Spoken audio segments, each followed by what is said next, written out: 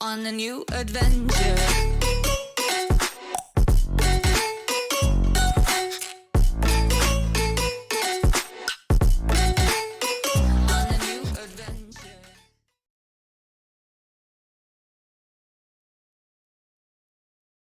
And all things considered, Anti-Mage is ahead of everyone, including that Wraith King. Tidehunter, top of CS. Now on mid lane, Treant Protector will be the first blood going to XM. Viper getting a first blood, that's something you don't want to see. Death Prophet already had a really hard lane here. And that lane is now... Viper is now in complete fighting shape. Almost impossible to fight into. Well, almost, I say. RNG are planning to commit a lot of heroes for that one, though. X-Nova gonna go down to Viper. Poison and Viper, yeah. A bit of an ambitious TP against the Exorcism. Death Prophet damage just too strong at this stage.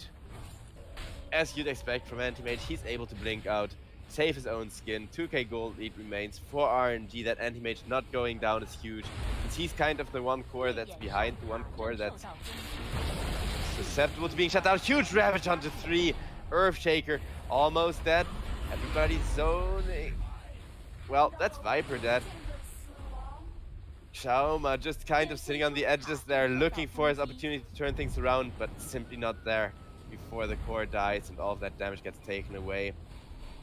It is gonna be a return kill on the tree, and with Death Prophet now in a very awkward spot. Coming in, but it's only Chalice on the mid lane. Okay, they commit 4 heroes. May actually have the damage to kill this Titan. The Fiend Script gets committed, gets Kraken Child off. That is Clockwork coming in. Beautiful Cox, but what good are the Cox when you get stunned up immediately? Viper will die in exchange to the Exorcism, though. That's a huge kill. Somnus, he's been having such a great game on this Death Prophet. I swear, I'm almost certain Death Prophet is supposed to be losing the lane against Viper fairly hard. Bad Rider going for a lasso as they're trying to commit for more here. They will get Somnus out of that one. And there's nothing more Chalice can do without the Ravage. If they find Chalice without him being able to press Ravage again, that would be huge. Bane gets found, gets hookshotted on. The Cogs are there, but so is a Fissure. Out comes the Ravage. And that's gonna mean Bane dead. Tidehunter standing his ground. Clockwork finally drops to the Wraith King, as now Treant Protector will probably be the next to drop. Viper pressing the BKB, holding on. Erika goes down the first time. XM also still has an Aegis. And the BKB reveal from Wraith King. Death Prophet gets right-clicked down. In comes a huge Echo Slam. That's X-Nova following suit. Chalice. Okay, Earthshaker gets killed off there. Chalice not quite taking as much damage from the Wraith King as everybody else did. Anti-Mage trying to kill off the Viper with the Mana Void. It's gonna be enough. And Erika, he did so much damage, but now even his frontlining potential is coming to an end. He realizes he's just dead. What a fight! In general, you're comfortable shutting him down with your big ultimate, pressing Ravage, force out the Raving BKB. That's XM's BKB getting forced out. Exorcism has been pressed. Somnus running forward, looking for the spirits to do some work. Nobody dying so far, and there is the Ravage onto 3 people. Instant kill on the Bad Rider, the mid-tier 2 tower melting. Treant Protector will fall in the backlines. 2 damage over time from Irving. But look at this Death Prophet just standing there, does so much work. Death Prophet now gets picked off. Echo Slam committed just to make sure they get the kill. Shut down the Exorcism. Chalice, no more Ravage. What are you gonna do now, my friend? Absolutely nothing.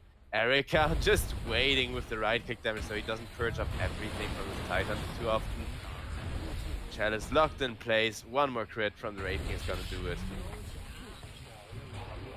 X-Nova will be the next victim. Vici, that's the thing, when they get those decisive team fights, they clean house.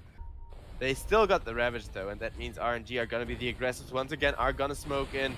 This is not what you wanna be playing against RNG. It is gonna be 1 kill, a dieback on the Bane here. But in comes Earthshaker with the Echo Slam. Anti-Mage not quite taking a ton of damage. Erika, when he's broken, okay.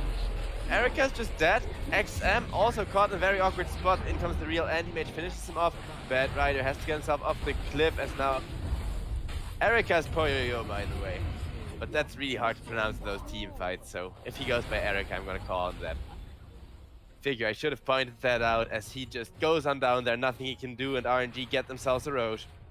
But the damage amplification with a Bat Rider with the Earthshaker is just so freaking valuable, so if he's able to get 5 hits on 2 or 3 people at once, it's huge. Tidehunter gets saved and has a Ravage. Won't press it quite yet. Bat Rider forced the BKB. The BKB just being ignored. That's gonna be the first life on Poyoyo there. And Irving, he does not have a second life to work with. Brave King gonna get spotted out the second time. RIP. This is looking bad for VG all of a sudden. With that Aegis, unsure how to take these fights anymore. Not quite seeing the win condition as clearly as they would want to. Anti-Mage blinking all around, dishing out tons of damage, and GG is getting called from VG already. They are straight up calling it. Know that this draft was kind of supposed to take RNG to the late game rather than, you know, fight into them. Be forced to fight at 30 minutes is about the worst VG could have.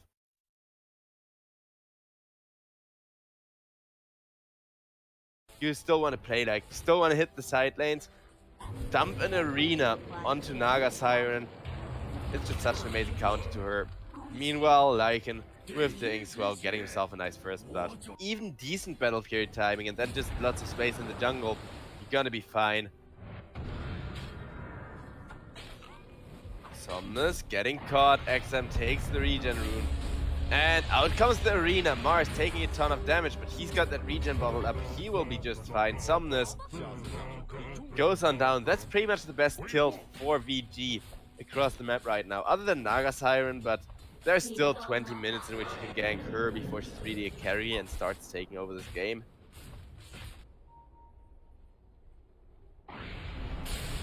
Bane caught off guard.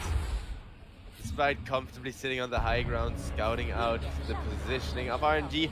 RNG could now finally be punished for it. And with 4 people rotated, a Neeks kill. It's only a Neeks kill, but still, you had to get something out of that rotation after committing for it. Neeks Assassin in position to break it. They will try to go on the Neeks. Neeks looking for a turnaround with the Inkswell. Will succeed in catching the Mars. In come the Lycan creeps. Rolling Thunder not getting all that much done. Pango. Okay, he's not gonna enter too awkward of a spot. Could actually kill off X-Nova here. Nice Inkswell save. In comes the Tornado. Inkswell slightly off the mark. And the arena is finally gonna be enough to finish off X-Nova. Chaoma able to get himself out of the fight as now the Death Prophet ultimate has been committed.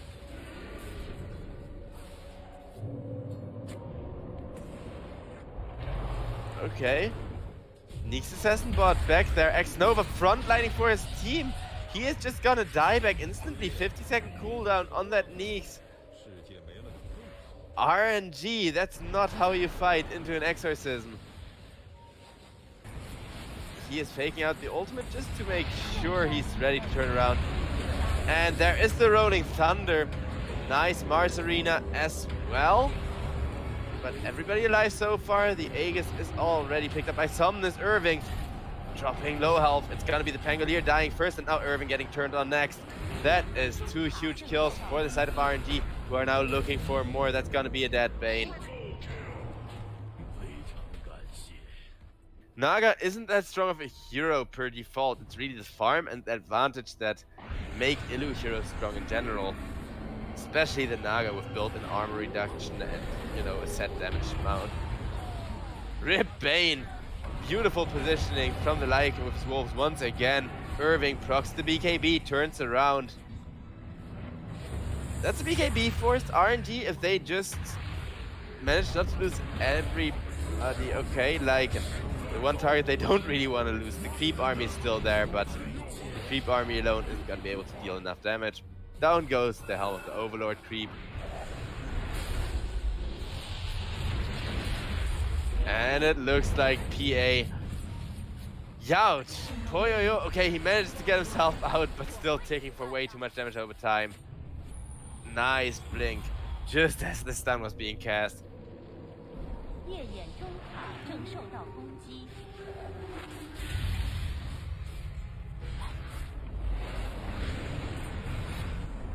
And Huya getting himself out of there. Or not. Nice route from the Naga Siren. Down goes the Bane to the illusions, and now those illusions will make short work of the Phantom Assassin. Phantom Assassin able to escape once again. Naga now dealing with the Pangolier, who's pressed his ultimate. X-Nova goes on down, and the Exorcism is still doing work. VG, they may finally found enough value from this Death Prophet to actually win a fight, but as I say, that Death Prophet goes down, the Grimstroke ultimate onto the Pangolier will make sure he goes on down as well. And Naga Siren still not deaf. In comes the Death Prophet. There is a defensive attempt made from VG, but the Death Prophet immediately gets caught, as will the Mars. Irving pressing his BKB, but it doesn't matter. Now XM presses BKB as well, gets a nice arena onto everybody, but where's the follow-up damage? Mars, he's just kind of tanking up for his team, and now the spell damage is gonna overwhelm him. A brave warrior holding his ground, but it's not gonna be enough. Backdoor protection, what backdoor protection? Say the side of RNG, who have a 14k gold lead, but 14k isn't enough for them. They will get 2 more support kills. The last one alive is a PA, pushing out the bottom lane, but what doesn't matter when you're pushing bot? There is too much push. You can hit tier 4s through high ground protection, and there is no stopping you on the side of RNG, and it looks like they're gonna take the series 2-0. Beautiful performance here. I've gotta say, I kinda expected this. I'm sorry for not being too hyped, guys, but you know, wake up, the first thing is Dota, and then the first match, it was so sweet. The second one ends up with a draft like this. VG, I feel like they kind of felt forced to play meta Dota, didn't pick their biggest comfort strat, didn't pick this kind of off-meta stuff that RNG love, but VG are very capable of dishing out on their own. And the PA, it just didn't work out. Yeah, Poyo farmed. He made some amazing blink attempts, but he didn't have the damage. He had an Aghanim Scepter and didn't get any kills to refresh his cooldowns. So with that, RNG end up advancing. It's gonna be